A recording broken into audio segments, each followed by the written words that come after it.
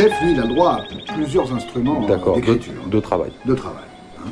Donc la gomme, les deux stylos. Ça, c'est quand il fait des erreurs, même parce que le chef fait parfois des erreurs. Donc il a besoin de gomme. D'accord. La règle. Ah oui, la règle. Chef, oui. Non, mais là, il y a un règlement, il y a une règle. Règle. D'accord. Un carnet de rendez-vous quand même. Ah oui. Beaucoup de rendez-vous. Très rempli. D'accord. Toujours très rempli. Même si ça n'est pas vrai, c'est toujours obligatoirement rempli. Et toujours le calendrier sous les yeux. Oui, de foot. Voilà, pour les vacances. Pour les vacances. Bonsoir, ce soir nous sommes réunis pour vous parler d'un ami qui nous a quittés à la fin de la première mi-temps. Thierry Gilardi est mort hier, vous le savez certainement, des suites d'une crise cardiaque. Il avait 49 ans.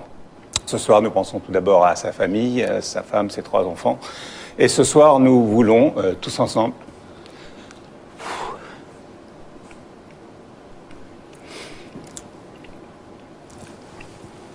Charles. Ouais, c'est vrai qu'on aurait bien eu besoin de lui ce soir, parce que lui, il était tellement fort qu'il aurait été capable de reprendre après ces images-là. Parce que c'était un costaud moralement, c'était un costaud physiquement, on croyait en tous les cas, même si de temps en temps il nous faisait rire parce qu'il disait je vais faire mon check-up, faut que je vois parce que j'ai un petit peu mal au ventre, et puis il était toujours en pleine forme. Puis il nous fait la feinte de pas être en forme la veille de France-Angleterre et de nous laisser tout seuls.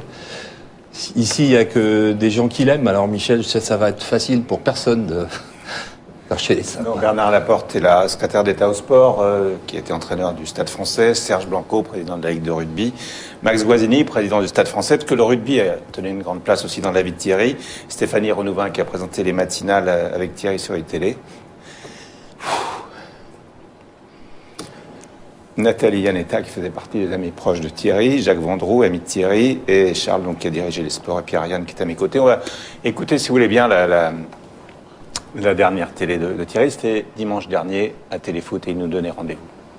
Fini pour aujourd'hui, il reste à remercier tous les petits loulous qui sont venus ce matin sur le plateau de Téléfoot. Ils vont pouvoir aller chercher les œufs de Pâques bon dimanche. À vous, merci d'être venus. Rendez-vous mercredi pour France-Angleterre en direct sur TF1, et n'oubliez pas la jonquille pour lutter contre le cancer. Salut. Alors, Thierry Gilardi a d'abord été journaliste à la radio, Jacques, hein, il a commencé à la radio, et ensuite il avait arrêté. Les débuts de Thierry Gilardi, c'est presque un gag, parce qu'il était venu en CDD d'été à France Inter pendant 3 mois, à la demande de sa mère. On l'a gardé pendant 3 mois, et Michel Péricaire, le directeur de France Inter de l'époque, décide au bout de 3 mois de le garder. Mais il a un cas de conscience extraordinaire, il est à Sciences Po, il veut continuer ses études, et on lui propose un CDI. Il réfléchit pendant toute la nuit. Il dit finalement, j'abandonne mes études et je veux me consacrer au métier de journaliste sportif. Mais il dit, les difficultés commencent aujourd'hui pour moi parce qu'il faut que je l'annonce à mes parents. Et il n'osait pas l'annoncer à ses parents qui mettaient un terme à ses études pour se consacrer au journaliste sportif. Et j'ai assisté dans le bureau le jour où il a téléphoné à son père, c'est-à-dire le lendemain, et à sa mère en disant, j'arrête mes études, je veux devenir journaliste sportif. Et évidemment, pour les parents, qui sont des gens charmants, devenir journaliste sportif, eh bien, c'était un métier un peu de saltimbanque, c'était un métier qui sortait un petit peu de l'ordinaire, mais finalement, ça s'est très bien passé, et je crois qu'il a pris la très très bonne décision. Alors ensuite, il y a eu une petite rupture, et puis vous êtes allé le chercher en 86 pour rentrer à Canal. Oui, parce que j'avais entendu sa voix sur France Inter. Il avait fait un passage à la FNAC aussi, où il voulait... Parce que Thierry, il restait jamais en place, quoi. Il voulait toujours avancer, faire autre chose. Et donc, moi, j'avais entendu sa voix, c'était sympa. On voulait faire une télé un petit peu différente des autres, faire des choses un petit peu qui ressemblaient pas à ce qu'on faisait. Et donc, je pensais que sa voix, elle pouvait aller avec nous. Il y avait Michel, il y avait Pierre Sled. C'était à cette époque-là, Nono Bertoni. On lançait notre affaire, notre aventure. Et il est venu. C'est dur, hein, quand on le voit partout. Je crois que c'est encore plus dur parce que depuis hier. Thierry, on entend sa voix, on voit ses images. Je veux dire, on peut pas imaginer quand il nous a donné rendez-vous mercredi pour France-Angleterre, on peut pas imaginer qu'il n'est pas au Stade de France et qu'il va arriver. Donc avec nous, il nous a lancé, il nous a tout fait. C'est vrai qu'il était de temps en temps difficile, qu'il avait des colères, mais ces colères, 10 minutes après, il les avait oubliées. C'était marrant. Il montait très vite en pression, mais il redescendait très vite aussi. Tombait tout de suite. C'est toujours par passion et pour améliorer, c'était pour le travail. Hein. Toujours, on va réécouter pas mal de documents dans cette émission, et puis on va parler du rugby aussi dans un instant. La finale de la Coupe du Monde 98, vous la commentiez avec lui. Voici, pour le plaisir, cette fois-ci, nous retrouvons Thierry pour cette finale avec Charles. Alors le bœuf est monté car c'est Emmanuel Petit, comme d'habitude, qui va aller tirer le corner. Le but de Zinedine Zidane qui permet à la France, après 27 minutes en première période, de mener à 0. Il marche au deuxième poteau de Sailly aussi. Et but de Zinedine Zidane qui réussit le doublé. Et Petit qui est monté, sentant le coup à jouer, sentant le chaos définitif. Servi par Vieira, Emmanuel Petit. Oui. But d'Emmanuel Petit. C'est fini. La France est championne du monde de football. Voilà, donc on a des grands rendez-vous. Le rugby, dans sa vie, tenait une place importante. Bernard Laporte, bon, il était connu pour le grand public, pour le foot, par les téléspectateurs, mais à la Coupe du Monde de rugby, tout le monde a vu qu'il en connaissait un rayon. Oui, on n'a pas attendu la Coupe du Monde de rugby, puisqu'effectivement, il a accompagné Max dès 1997, je crois. Je l'ai peu croisé au Stade Français, je crois, une année. Et il y est resté jusqu'à... Et il y est toujours, je dirais. C'était le grand frère des joueurs, c'était, Max en parlera mieux que moi, le confident de tous. C'est vrai que c'était quelqu'un avec qui on aimait partager. On va le voir là, il aimait les sportifs. Il aimait le sport, mais il aimait les sportifs. Et je me rappelle, il me disait, est-ce que je peux venir dîner ou déjeuner avec l'équipe de France à Marcoussis? Il connaissait pas tous les joueurs, il connaissait pas les Toulousains, il connaissait pas les Biarros, etc. Et puis, au bout d'un quart d'heure, on avait l'impression qu'il était joueur, il était avec eux, il parlait. Et c'était unanime, tous les joueurs disaient, mais qu'est-ce qu'il est sympa, c'est un bon mec, comme on disait dans notre jargon. Il avait l'état d'esprit du rugby, Thierry. D'abord, il le connaissait, puisqu'il avait baigné là-dedans jusqu'à 30 ans, il a joué. Et il était aussi connaisseur en rugby qu'en football, ça c'est évident. Quel rôle avait-il au Stade Français, Max Boisini? Il était vice-président. Il était vice-président, il était très très présent auprès des joueurs. Bon, peut-être pas de façon très médiatique, mais il était là. Par exemple, le mercredi, aujourd'hui, c'était assez pesant parce que le mercredi, on déjeunait ensemble. Et il venait chaque fois, tous les mercredis, sauf les fois où évidemment il y avait des matchs de l'équipe de France ou de foot à commenter. Il était samedi dernier, on jouait au Stade de France. Le matin, il était avec les joueurs. L'échauffement, après il a déjeuné avec eux, il était dans le bus avec eux, et il était à côté de moi, il était tellement content, enfin, c'est lui qui devait annoncer d'ailleurs la composition de notre équipe. Ça s'est pas fait, chaque fois au Stade de France, c'est lui qui prend le micro pour annoncer les joueurs d'équipe du Stade Français, et là il n'est pas descendu, je sais pas, j'en sais rien, puis il était content, Serge l'a vu, il était là aussi, et j'ai pas trop envie d'en parler en fait. Je me sens mal à l'aise sur le plateau, je vous cache pas, aujourd'hui. C'est pas le but. Serge, sa passion pour le sport, vous la partagez avec lui depuis un petit bout de temps, et comme quand vous étiez joueur, et puis après comme dirigeant. Oui, mais j'ai eu la chance d'abord, grâce à vous et grâce à Charles, qu'il fasse le jubilé.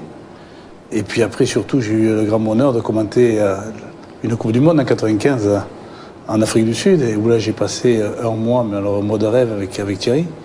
Mais c'est là où j'ai découvert l'homme, bon bien sûr le sportif, parce qu'on parle que du football, mais je pense que c'est mieux au sport, quoi. Il s'y connaissait dans tous les sports, il avait un Son plus grand bonheur, c'était les Jeux Olympiques, surtout quand la chaîne en a fait 24 heures sur 24, parce que comme disait Charles, il n'en avait jamais assez. C'est vrai qu'il voulait toujours autre chose, il voulait toujours plus que ce qu'il avait, et là, 24 heures sur 24, il était rassasié. Mais il fallait ça. Oui, ça a été exceptionnel, parce que c'est vrai qu'il y avait eu, d'abord dans un premier temps, donc, cette Coupe du Monde de rugby, après il y a eu les Jeux Olympiques où j'ai eu la chance de venir, et où on a vécu véritablement des expériences qui sont fortes. Et je me souviens d'une anecdote, c'était à Port-Élisabeth, où il a fallu tenir l'antenne pendant 1 heure, hein, parce qu'il y avait une coupure de courant. Et là, je me suis aperçu très exactement le travail qu'il faisait.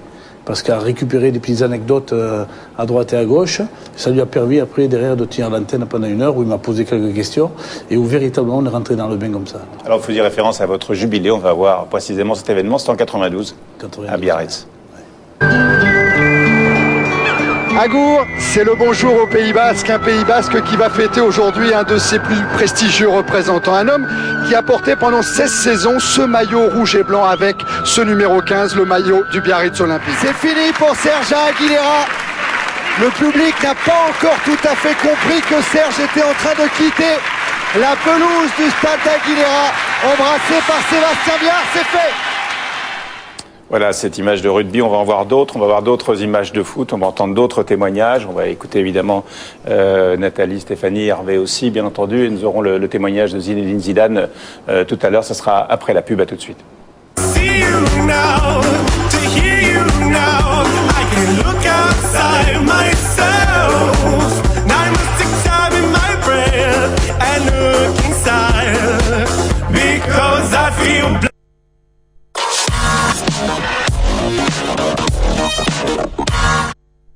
Bonjour, bonsoir, 13e journée du championnat avec la 21e journée du Calcio. C'est pas grave, il y a un sujet qui va partir, c'est vrai que la bande n'est pas partie à Paris. On est en direct ici à Newcastle. J'embrasse tout le monde, ciao. Voilà donc des images de Thierry Gilardi, nous allons en voir ensemble jusqu'à 19h50, nous y consacrons la première partie de cette émission. Il a laissé une trace très forte au service des sports de Canal+, Nathalie, Hervé. Thierry, c'était pour sa famille, c'était un soleil, et moi j'avais coutume de dire que pour nous, il était un rayon.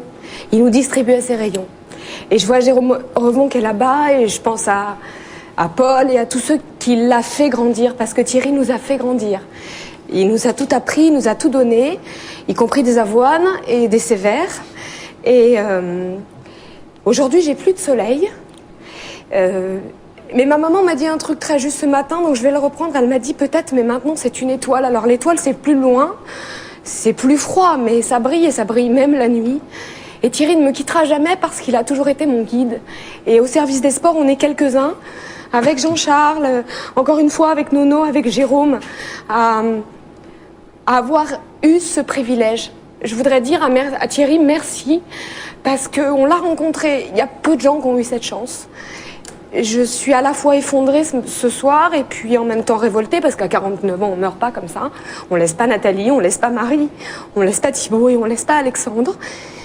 Et en même temps, je suis fière de l'avoir rencontré, d'avoir pu travailler à ses côtés quand tu étais là, quand Charles était là, et d'avoir tout appris avec vous et avec lui. Hervé.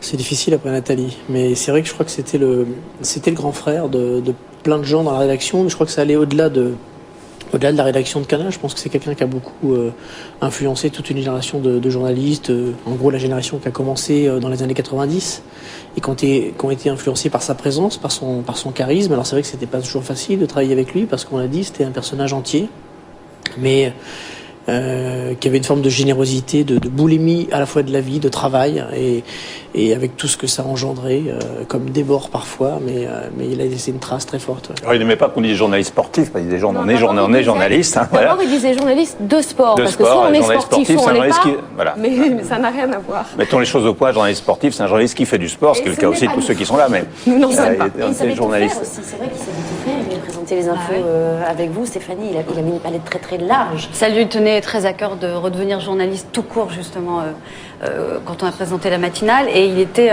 hyper enthousiaste. Moi j'ai un souvenir, c'était difficile, on se levait tôt le matin et Thierry arrivait toujours de super bonne humeur parce qu'il était vraiment là comme un enfant, quoi. Moi j'ai ce souvenir là, et il sortait des JO qui avaient été épuisants, il faisait ses déplacements en ligue et il était hyper enthousiaste. Et c'est vrai ce que disait Nat, c'est un mentor, Thierry. C'est-à-dire qu'il veut communiquer des tas de choses, il a toujours été super bon conseiller, très bienveillant, toujours très bienveillant et hyper généreux. Alors je disais que les téléspectateurs ont découvert sa passion du rugby quand il a commenté un peu sur Canal, mais surtout la Coupe du Monde sur TF1 il y a peu de temps. En voici quelques extraits. Toujours dans le public, il a marqué un essai comme ça contre les Anglais. Énorme! Sébastien Chabal, énorme! Ah, il est énorme! Attila, l'animal! Ouh, tête contre tête, les yeux dans les yeux! Le défi terrible! Ouh, le frisson, Thierry! C'est bon, Thierry! À l'extérieur avec Clémence, qui va retrouver Josio! Josio en terre promise! Josio dans l'embut! C'est fini! Il faut aller jouer en touche, Jean-Baptiste! C'est ce qu'il fait! Alors, quels sont les souvenirs que vous avez de lui, Max? Vous avez des souvenirs particuliers? Il avait un peu, comme on l'a dit déjà, le sens du sacré par rapport à certaines journées. Bon, les jours de match, c'était sacré. Les directs, c'était sacré. Les directs, c'était sacré. Je crois que tout était sacré. Chez nous, au Stade français, on a une tradition, les veilles de finale, de remettre le maillot. Et c'est une chose qu'il aurait manqué pour rien au monde. Et je me souviens, quand il avait remis le maillot à Nanni Corletto, qui avait perdu sa mère, c'était très très émouvant. Et l'an dernier, il l'a remis à Augustine Pichotte, qui était capitaine. Il avait commencé. Ça a duré 1h30, mais enfin, pas seulement lui, mais c'était des choses auxquelles il tenait. Il était profondément attaché à ça. Et en plus, c'était une telle joie de vivre, comme ça a été dit. Moi, je l'ai jamais vu en colère, en fait. Hein. Il avait ce côté. Ah, ça, c'est. Même ça, Max. Même dans ces moments-là, c'était différent des autres. Voilà, il disait. Ah, oui, c'était pas la médiocrité. Thierry, c'était jamais médiocre, même quand il était en colère. C'était une colère magnifique. Dans le respect. Et puis il disait, ah oui, ah ça c'est pas bien. Ah c'est pas bien. Ah non, ça c'est pas bien. Des choses comme ça, voilà. Donc il avait ce côté, ça ne se fait pas. Ah non, ça ne se fait pas. Ça ne se fait pas. Alors nous avons en ligne Didier Deschamps, capitaine de l'équipe de France, championne du monde en 98. Bonsoir Didier. Bonsoir à tous. Merci d'apporter votre témoignage. Que pouvez-vous dire ce soir sur Thierry? Beaucoup de tristesse comme tout le monde, et le souvenir déjà de l'homme qui est quelqu'un de très souriant, accueillant, respectueux. Et puis le journaliste, je crois que sa qualité première, c'était qu'il est au service du sport, et puis qu'il était là pour mettre en valeur les athlètes, les sportifs. Et quand vous êtes sportif de haut niveau, ça vous le ressentez évidemment à son contact. Il était là pour servir le sport, pour mettre en valeur tous ces grands sportifs, et à travers tous les contacts qu'il a pu avoir avant les entraînements, après les matchs, avant les matchs. Il y a un athlète de haut niveau qui pourra vous dire quelque chose de mal sur Thierry, parce que c'était quelqu'un de merveilleux dans le monde du sport. Merci Didier de votre témoignage. Il avait le sens de la formule juste au bon moment et d'être à la hauteur de l'événement. C'était un travail copieux en amont pour distiller simplement que 5 ou 10%, comme le font les commentateurs au bon moment sur les directs, où il n'y a qu'une prise. En voici la preuve avec France-Paraguay et Laurent Blanc avec Charles. C'est fini! Plus de Laurent Blanc! La France est qualifiée pour les quarts de finale de la Coupe du Monde! La lumière est venue de Laurent Blanc! Voilà, la lumière est venue de Laurent Blanc, c'est resté un bon moment. Belle formule. C'est vrai. Et nous allons avoir Zinedine Zidane dans quelques instants maintenant. Je crois que nous avons maintenant le témoignage de Zinedine Zidane. Bonsoir, c'est Zizou. Écoutez, Thierry, c'était quelqu'un que je connaissais. C'est quelqu'un que j'appréciais beaucoup. Je trouvais très professionnel. C'est quelque chose qui touche bien sûr tout le monde du sport, le monde du foot surtout. Je crois qu'il est apprécié de pas mal de joueurs, et puis voilà. Et puis moi aussi, donc je suis très triste. Donc je suis très triste pour toute sa famille. Voilà. Merci Zinedine. Alors cette photo, Thierry l'aimait beaucoup, elle la suivait partout. Il était sur son bureau quand il était à Canal, son bureau quand il était à TF1. Il était très fier de cette photo. Parce que Thierry, il a fait je sais pas combien de millions de téléspectateurs quand il commentait les matchs de la Coupe du Monde sur TF1. Et Thierry, c'était ça, c'est-à-dire c'était un fan. Il est resté normal. C'était pas d'être le commentateur de la finale avec 17 millions de téléspectateurs qui l'intéressaient. C'était. Sinon, il serait parti plutôt de Canal. Hein. Peut-être. Il serait pas resté aussi longtemps. C'était la reconnaissance de ses pairs, et puis c'était ça, être à côté des idoles, parce qu'il n'avait pas conscience que lui, il était un modèle. Thierry, il a toujours couru après. Vous le disiez très bien, Michel, toujours plus, toujours mieux. Pas, c'était jamais assez bien. Il s'est jamais rendu compte à quel point il a été un modèle. Moi, j'ai un petit garçon. On est beaucoup ici autour de cette table à avoir des garçons qui veulent devenir Thierry Gilardi. Il avait voulu devenir quelqu'un d'autre plein de fois, et heureusement, il était resté lui-même. Il est mort comme il a vécu, c'est-à-dire vite. Voilà, fort, brutalement. Alors, on a d'autres éléments à voir dans quelques instants. On va revoir des commentaires de Thierry, en particulier un moment difficile à commenter. Je pense que Zinedine Zidane ne s'en voudra pas de le passer ce soir. C'est le coup de tête de la finale. Et là, c'est pas facile, Charles, hein, de trouver les bons mots, de comprendre, d'être juste. Et c'est vrai qu'il a réussi. Parce qu'il y a eu quelques exercices difficiles à faire dans tout le parcours qu'il a fait. Et celui-là en était un. Et il l'a parfaitement réussi, ce jour-là. C'est exactement ce que vous disiez, Michel. C'est trouver les bons mots, se mettre à la hauteur de l'événement au moment où ça arrive. On pourrait être banal sur ce moment-là, dire bah voilà, la France va jouer à 10. Il n'est pas banal. Il sent au moment où ça se passe que ça va être un moment historique du sport. Jacques. Tout de suite. Oui. Parce que lui-même ne veut pas que ça. On a l'impression qu'il n'a pas envie de voir ce coup de tête.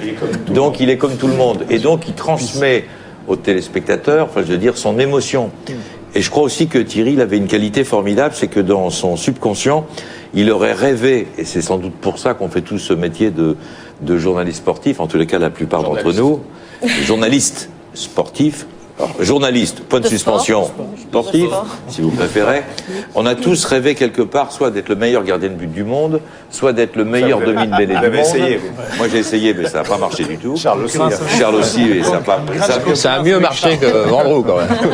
On n'a pas joué au même niveau. Voilà. Et donc, si vous voulez, Thierry, il aurait rêvé peut-être d'être l'un des meilleurs joueurs du monde de rugby. Et donc, comme Serge Blanco. Et donc, quand il commentait les matchs, on avait l'impression qu'il rêvait d'être sur le terrain. Donc, il aimait plus que quiconque les joueurs. Et puis, moi, je voudrais rajouter quelque chose en ce qui concerne la Coupe du Monde de rugby. Il commentait merveilleusement bien le football. Il commentait merveilleusement bien le rugby.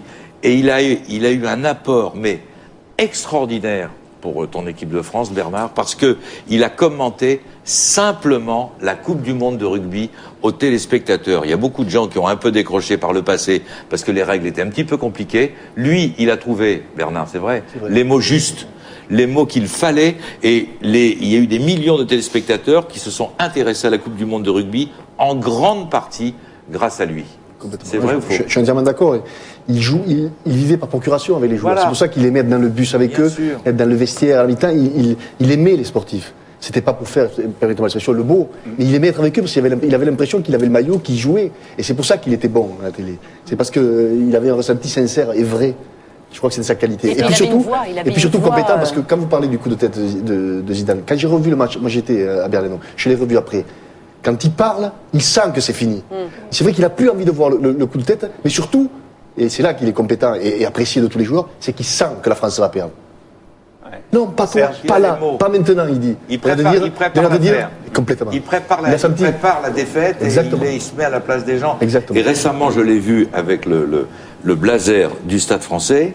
Il était hyper fier d'avoir le blazer du Stade français parce que il avait, dans une partie de sa vie, il était d'ailleurs vice-président du Stade français, il était hyper content d'être président du vice-président du Stade français. Et moi, je le chambrais avec le blazer, etc. Mais il appréciait pas vraiment parce qu'il était hyper content d'avoir l'écusson, la cravate, comme Max. Être une équipe. Oui. Dans une équipe. Oui, parce que Thierry, moi j'ai eu la chance de le connaître très jeune, il a eu une culture qui est hyper importante pour lui, pour ses enfants, pour lui-même, c'est qu'il a la culture du vestiaire. C'est-à-dire, il a la culture du collectif. Il a la culture de respecter les autres. Parce que quand vous rentrez dans un vestiaire, vous êtes obligé de respecter. Que ça soit avec les joueurs de Saint-Germain-en-Laye de rugby ou de temps en temps avec ceux du Variété, il respecte les gens. Et donc, il était obligé, et donc ça lui plaisait. Et c'est une école qui est merveilleuse pour tout le monde, de respecter le vestiaire. Quel formidable coéquipier, parce qu'il vous tirait aussi systématiquement vers le haut. On disait tout à l'heure qu'il mettait les sportifs en valeur, mais il mettait tous ses coéquipiers en valeur, et même à la télé. Voilà. C'est un compétiteur, en fait. Il voulait toujours gagner, marquer des points, gagner dans son travail tous les jours. Alors, on va écouter cet extrait donc, de la finale de la Coupe du Monde que voici. On voit Zizou. Zinedine. Zinedine. Pas ça. Pas du tout avec ça, Zinedine. Pas ça, Zinedine. Non. Oh non. Oh non, pas ça. Pas aujourd'hui, pas maintenant, pas après tout ce que tu as fait. Et c'est carton rouge, oh non. Et voilà ce que je redoutais, c'est épouvantable. C'est pas possible. Serge, comment... Mais ce qui est intéressant, c'est de voir qu'il ne critique pas. Et je crois que c'est cela où il y a une très grande force, que ce soit en foot ou en rugby. Il n'a jamais parlé en mal d'un joueur. C'est-à-dire qu'il a toujours mis en valeur ceux qui étaient bons. Je n'en ai pas beaucoup rencontré comme cela. Il y en a eu deux. Il n'est pas donneur de leçons. Voilà, il y en a eu deux. Il y a eu Roger Coudert et il y a lui. Franchement, je n'ai jamais entendu dire une critique contre un joueur. Je crois que c'est là sa force. Alors, il était la semaine dernière sur le plateau avec vous, Hervé, avec Gérard Rolls, où vous parrainez une opération jonquille au profit de la recherche contre le cancer. Ensuite, vous avez fait la boîte à questions, et donc on en a retenu quelques extraits. Vous n'êtes pas trop jaloux que Thierry ait travaillé aux côtés de Mélissa Thuriot? S'ils répondent pas oui, c'est des faux coups. Il y en a. Ou le maillot de foot le plus moche, là, il y en a. Là, il y a match. C'est les pubs, en fait. Les 17 pubs sur le maillot qui fait problème. Tout est moche, quasiment. Pourquoi il se fait toujours chambrer sous la douche, Makelele? Demandez à Ariane, elle sait. Elle a l'air d'être informée, en tout cas. Et à Noémie Lenoir aussi. Quel conseil capillaire donneriez-vous à Chibri? J'oserais pas lui donner un conseil, c'est trop compliqué pour moi, là. Lequel de vous a le calendrier des dieux du stade affiché dans son bureau? Moi, parce que je suis vice-président du Stade français. Oui. Si vous pouviez assister à un combat debout entre deux présentatrices télé, vous le choisiriez. Oui. Aïe, aïe, aïe, aïe, aïe. Alors, allez, vas-y, Thierry. Daniela Lombroso et Mélissa Thuriot. Et Mélissa Thuriot. Ah non. Non. Ah non, laissez-la tranquille. Non, laissez-la tranquille. Trouve autre chose. Victoria. De la roue de la fortune. Oui, la roue de la fortune. Joueur, vous pouvez balancer dans la boîte à questions. Non, on peut pas. On peut vous donner le numéro de téléphone de Michel Denisot, si vous voulez. Ah oui. Ah oui, c'est oui. On balance Michel ou pas? 06 79 20. Voilà, ça c'était le Thierry jovial qu'on connaissait tous les jours, qui était chambreur, parce que dans le journalisme de sport, c'est une discipline qui est assez répandue. Non mais Thierry, c'était le parfait complément pour monter une blague. C'est-à-dire que Thierry, il avait une qualité formidable. Exemple. Non mais exemple, quand il nous est arrivé de faire des blagues régulièrement, mais Thierry ne voulait pas être en première ligne. Mais c'est lui qui apportait souvent les idées. C'est-à-dire qu'il disait, on devrait faire ça. Et donc, moi, il m'envoyait au feu. Et donc, finalement, on m'accusait, moi, tout le temps. Alors qu'en fait, j'étais souvent la meilleure. Que vous ayez faite avec lui. La meilleure blague qu'on a faite avec Thierry Gilardi, on a fait croire à un mec que vous connaissez pas. C'était un copain à nous qui voulait être pistonné pour partir à l'armée dans un endroit tranquille. Donc il voulait aller dans un ministère planqué, patati patata, et Thierry a appelé en disant qu'il était le directeur de cabinet du ministre de l'époque, et que malheureusement le piston que moi j'avais recommandé n'a pas marché, et qu'il avait sous les yeux sa feuille de route, et qu'il partait dès demain matin de Villacoublay dans un pays en guerre, etc., etc. Enfin voilà, genre de conneries qu'on faisait avec Thierry. On en a fait d'autres, j'ai dit on a fait beaucoup de bêtises, et je crois que, en ce qui me concerne, c'est le truc le plus important, c'est que j'ai ri avec lui. Il m'a fait rire, et vous le savez bien, Michel, et Charles le sait bien aussi, il était quand même très très bon pour faire des bonnes blagues. Les anecdotes, Charles? Du mal à les retrouver aujourd'hui. Ce que je sais, c'est que nous, on se moquait de lui parce que, comme dit Jacques était en première ligne et Thierry en deuxième ligne quand il y avait des bêtises à faire. Et on lui disait toujours qu'il n'était pas courageux. Alors lui-même avait pris ça à son compte, il nous disait « Ok, j'ai compris. Ça veut dire que pendant la guerre, si on m'avait envoyé pour détruire un pont dans les lignes allemandes, je serais revenu et le pont aurait été repeint à neuf. » Et il se moquait lui-même d'un soi-disant manque de courage pour faire ce genre de blague du variété qui n'était pas notre quotidien quand même. Serge, des anecdotes avec Thierry? Non, j'ai pas beaucoup d'anecdotes. Je pense que Max, tout a été décrit. Non, parce que chez nous, non, franchement, il faisait pas. Il était vêtu d'un habit de dignité. Ah bon, il était chez nous aussi. Non, je peux raconter son premier match, son premier commentaire sur Canal. C'était au Havre. On va donc là-bas. C'est la première fois. Il vient de rentrer à Canal. Il fait son premier direct et on va au Havre, nocturne, match, stade moyennement éclairé et 30 minutes de l'antenne. Je dis à Thierry, on répète la présentation. Pas de problème. Et je le vois qui commence à s'affoler. Et il avait oublié ses lunettes. Et Thierry ne voyait pas le terrain sans les lunettes. Et on était à 30 minutes de son premier direct sur Canal, il n'avait pas ses lunettes. Donc il y avait un pharmacien près du stade du Havre qui nous a dépanné. Mais quelle peur il avait eu ce jour-là, et je me suis moqué très très longtemps de lui. Alors ce soir, il y aura une minute de silence au Stade de France avant le match France-Angleterre. L'équipe de France portera un brassard noir. Est-ce que le Stade français s'associera et comment dans les jours qui viennent? Bien sûr, on joue à Bayonne, d'ailleurs c'est en direct sur Canal+, on portera bien sûr un brassard samedi à Bayonne, et je pense que Serge Blanco va prendre des mesures au niveau national, non? Bien sûr. Alors, la Ligue. il nous reste à choisir 2 extraits de Thierry Gilardi, commentateur de foot sur Canal. C'est soit PSG Nantes, soit PSG Real. Je vais compter mes amis. Vous préférez quoi, PSG Nantes ou PSG Nantes, c'est locaux? Oui. Ah ouais, je veux bien ça. Ah, c'est gentil. Merci beaucoup. On y va.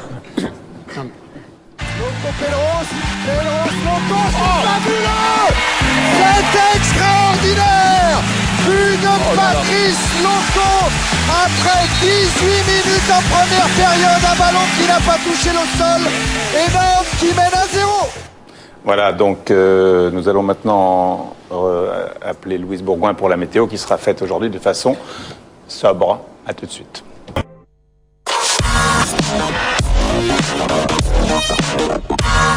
Le grand journal de Canal+, voici le zapping de ces dernières 24 heures.